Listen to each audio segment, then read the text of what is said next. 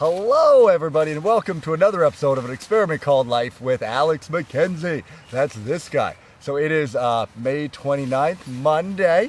That rustling you are hearing is Finley rolling around in the bushes, for those of you just listening audibly. So Finley and I are here in Marble Canyon. What are you doing, my baby? My boy. Which is in like BC. It's kind of in between like Pemberton and, I don't know, like Cache Creek or something like that. But it's very, very beautiful. I don't know if you can hear, but there's a waterfall behind us.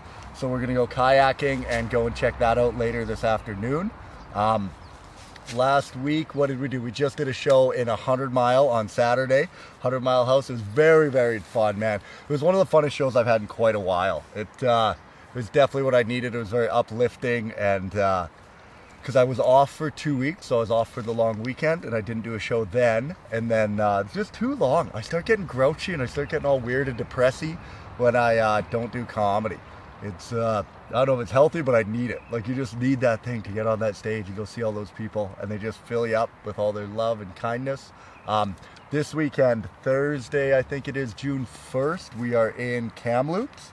And then Friday, June 2nd, we are in Oliver at the Venables Theatre. So Kamloops is at the FE Art Collective, and then, Oliver is at the Venables Theatre. Go online, go to alextellsjokes.com, get your tickets. If you know anyone in those areas, please let them know, and send them my way. Oh man, I should have thought about this, but there are a lot of mosquitoes out here. I'm filming the podcast outside because I thought it would be nice to give you guys a little backdrop here rather than the RV, and now I'm just getting eaten by bugs. But luckily, only 10 minutes, Quick, short little thing we got to do here, which really, it's so funny. Like, luckily, it's only 10 minutes. Who are you doing this for? Doing it for you, you fool. So a few things I was thinking about talking about on this week's episode. One is like gratitude. So I was listening to Think Like a Monk by Jay Shetty, and then that kind of got the whole gratitude thing rolling again. Plus, I also do gratitude. I do daily gratitude with my writing. Like, every morning when I wake up and I write, that's the first thing I do. Well, first thing, I write my regrets. It's the only thing I did the day before that I regret. Usually it's like eating food, not getting enough sleep, anything like that, not writing a joke. But doing that, because they say that if you know what you regret, then you know what you value. Then right after that, I go with gratitude. I just start writing down things I'm grateful for. And it really does help, man. It helps you get in such a better mindset. But it's so funny how, like, if I were to ask you, tell me, like, something that messed up your day today, or something that made your day worse, or was a hassle, I bet you could immediately do it. You'd be like, oh, well, this part sucked, or this wasn't good. But if I were to say, like, hey, tell me something that happened today that made your life better, or that was, like, good in there, you would probably you'd find something, obviously. You're easy to do. But you'd probably have to think about it a lot longer than you would just, hey, my boy, my Finley. You'd have to think about it a lot longer than to find something you're grateful for. And the reason why, though, I think that our brains are just programmed for that. Like, I think we're programmed to find the negative over the positive. And I think, like, I don't know. Here's the thing, dude. I just come up with all this pseudoscience, all just from my thinking. But it's got to be, like, our brains are probably wired for survival, right? Like, that was the first thing that we need. Like, we need to figure out how to stay alive. So then you're like, it seems more important to know what's bad for you than what's good for you. Because it's like, if you know what's bad for you, you know the things that'll kill you and are going to take you down. That's way more important than knowing something that'll just make you feel good, right? So that's probably why we're so geared towards the negativity. But in the Western world now, like, we're not in that survival state, right? Like, for most of us, we have food, water, shelter. So then it becomes about, like, what is it that you actually want? Like, what do you want to do with your life? And what do you want out of it?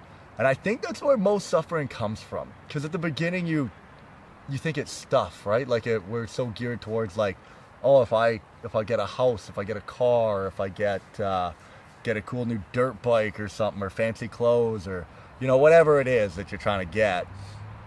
I think that's where the suffering comes from, because at the beginning we start out like that, and then later in life we quickly learn it's like the things that bring joy they're not like things that you can buy. it's like what you did, you know, like when you look back on your life, it'll probably be not what you own or what you bought, but you'll just think about the things that you did or didn't do. So I think that's where a lot of us get to, but so many people, I think we get there so late. That's Finley going for a swim now. Look at him, he's just a road dog, that guy. Dude, you just put him near water, he just goes in it. It is crazy, man. He almost went in a slough in 100 mile the other day. He was just like, you know what? I'm going to go right in that slough. And he didn't even care. I had to grab him and pull him back. And his back legs aren't working so hot anymore. So I have to like really have to watch him. Because if he goes down a big hill, he just can't get out of it anymore, you know? My old boy. Now he's going to come shake off on the camera, which will be perfect. But what were we talking about? Oh, yeah, the gratitude stuff. And then, possessions. Yeah, because it's like, I think, oh, no, Finley, you actually did it, you jerk, man.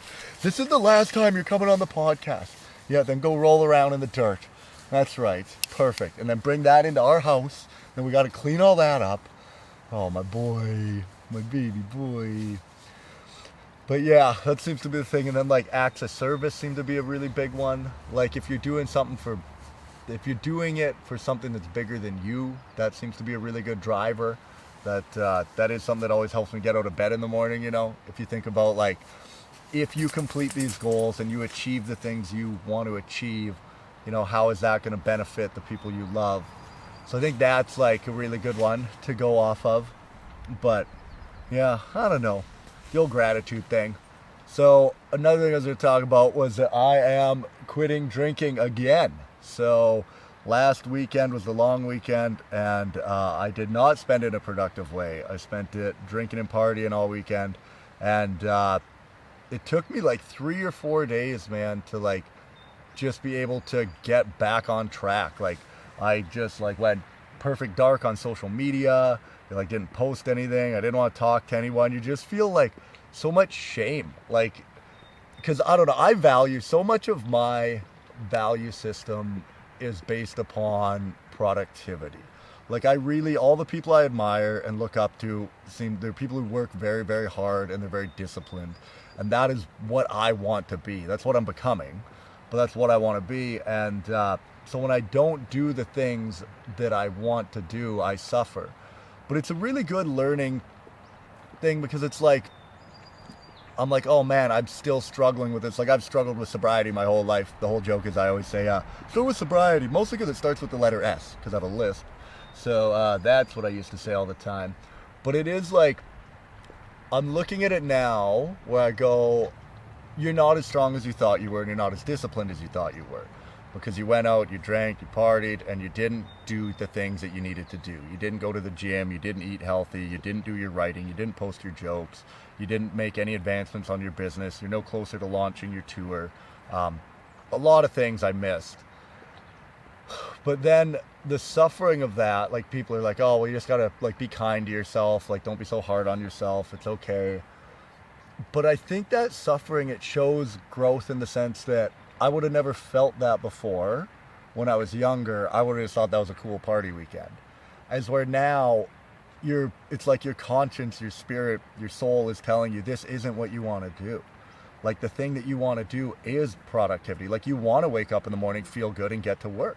Like that's what I want to do. That's what fulfills me, that's what makes me happy. And when I look back, like we were talking about the material things earlier about gratitude and that, like when I look back on my life, it's not going to be what I bought, but it's going to be like who I became. And I'm getting so close, man. Like I'm very proud of the person I'm becoming. I think I'm doing so many things right. And it's just a very, very exciting time right now for me. Last weekend, it was very hard, man. Like it was the first time in years that I've been like, dude, maybe just end it all. You know, you don't need to do any of this anymore. What is life? And it's just like, you realize how, I don't know, how quick your mind can change, I guess. Like when you're not doing the things you should be doing. But then it's also like, how stable is this foundation? That's why I really want to get back into like meditation and finding that calmness. That's why I'm out here in the woods right now. I was like, dude, I need to just like kind of get back out in nature, reconnect, and just chill out.